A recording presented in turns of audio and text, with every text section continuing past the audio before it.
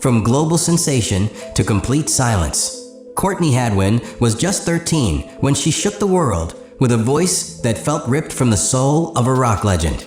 One second, she was nervously whispering to the judges. The next, she was erupting into a raw, explosive performance that left jaws on the floor and Howie Mandel smashing the golden buzzer. Millions watched in disbelief.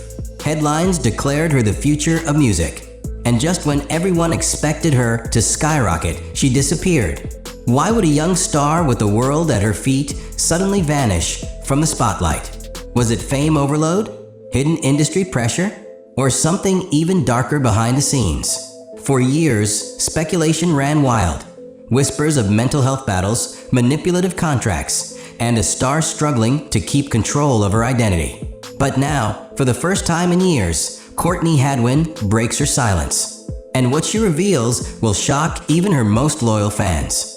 Before the fame, before the viral videos, Courtney Hadwin was just a shy girl from Heselden, a quiet village tucked away in County Durham, England. She wasn't the type of child to seek attention. In fact, she often avoided it. But inside, something powerful was stirring.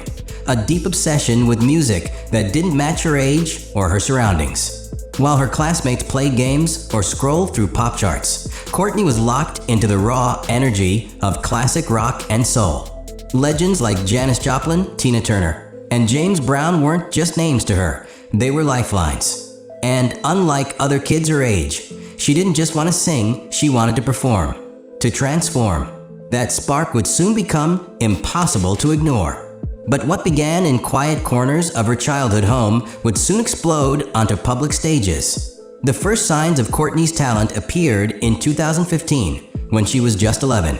She auditioned for the Teen Star competition in Newcastle, not with a catchy chart topper, but with Bob Dylan's Make You Feel My Love. It was a bold choice, emotional, mature, and it worked. Judges were stunned by the depth of her delivery, and she advanced all the way to the grand final. That same year, a school open, Mike Knight changed everything. Performing Say Something, she captivated an entire room of students and teachers. The shy girl who struggled with conversation had found her voice, and it was unforgettable. From that moment forward, her community began to pay attention. Teachers, parents, local musicians, they all saw it. This wasn't just a talented kid. This was an artist in the making. And soon, the quiet girl from Heselden was becoming a name across northern England. By 2016, Courtney wasn't just performing. She was competing, pushing herself to stand out.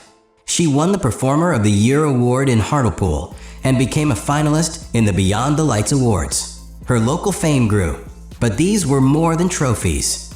They were stepping stones. Proof that she wasn't chasing a dream, she was building it. Then came a career-defining moment in 2017. At just 12 years old, Courtney opened for the legendary Sister Sledge at the South Tyneside Festival. 18,000 people in the crowd. No parents, no school auditorium. Just lights, sound, and one tiny girl on stage commanding an audience like a seasoned pro. That same summer, she auditioned for The Voice Kids UK. Her song choice? Nutbush City Limits by Tina Turner. Fiery, loud, bold.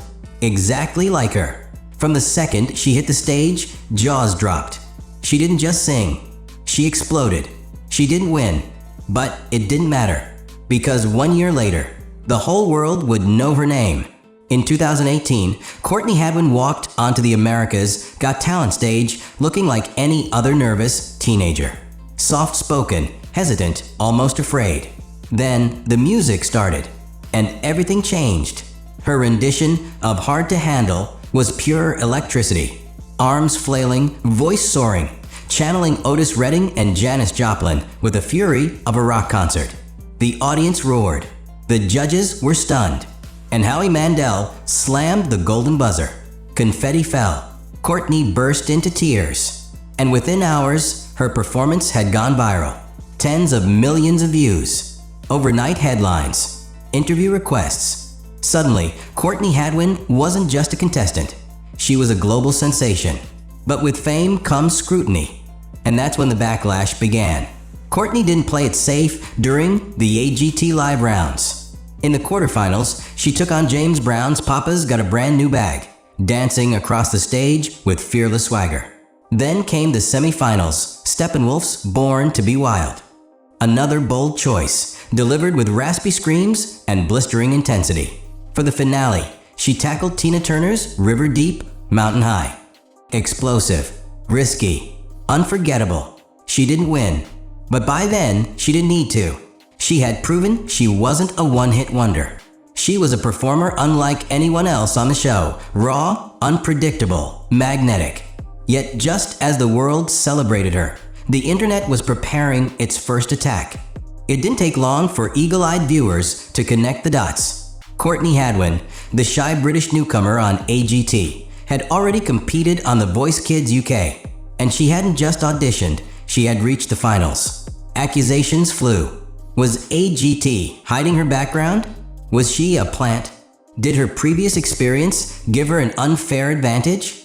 Some fans felt betrayed. Others doubled down in her defense. They argued that she'd never won, that she still had to earn every round, and that nothing about her journey was guaranteed. Still, the criticism kept growing. Forums lit up. Comment sections boiled over. The term professional contestant was suddenly attached to her name. And behind it all, another question stirred. Was AGT really discovering talent or just repackaging it? The criticism didn't stop at her past. Many viewers turned their attention to the show itself. From the moment Courtney received the golden buzzer, she became the season's poster child. Promotional trailers, social media clips, teaser intros. Her face was everywhere. Some called it smart marketing. Others saw manipulation. Was AGT pushing Courtney too hard? Was it fair to the other contestants? Then, something strange happened. As the finale approached, Courtney seemed to vanish from the promotional spotlight. The same producers who once pushed her front and center now barely mentioned her. Fans noticed. Theories erupted.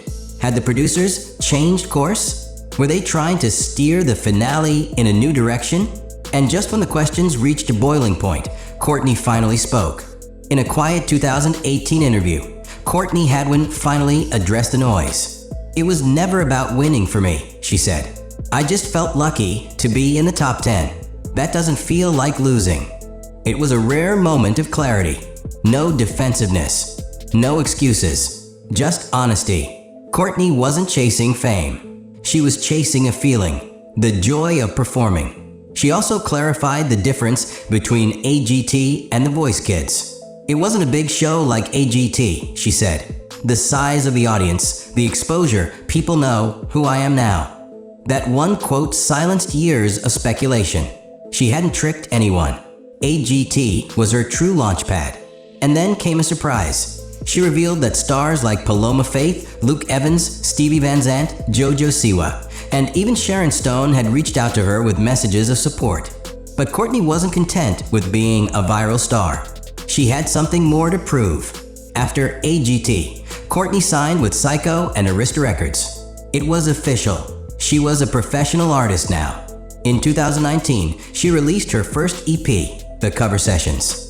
Unlike her AGT performances, it was stripped down, subtle, emotional, a signal that she could do more than just belt out classics. She could interpret them with nuance. She returned to AGT, the champions, and made a bold move, performing an original song, Pretty Little Thing.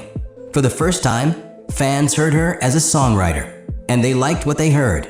Then came Happy Christmas, War Is Over, a soulful cover that showed restraint and maturity.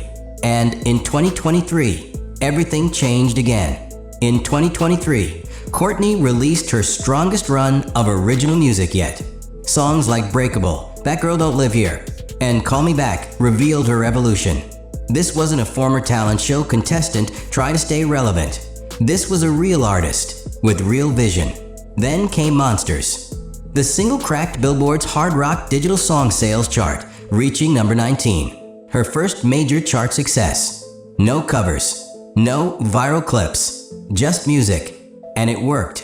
And by 2024, the industry had taken notice. Courtney Hadwin never disappeared. She just refused to play the fame game. She turned down fast fame to build something lasting. She stepped away from the camera to find her voice again. And now, with original music, major performances, and her debut album on the horizon, she's stepping back into the spotlight on her own terms. Her journey was never about trophies or TV titles. It was about transformation. From a shy girl in County Durham to a rock powerhouse rewriting her own story, Courtney Hadwin didn't burn out. She lit a fire, and now it's finally starting to roar.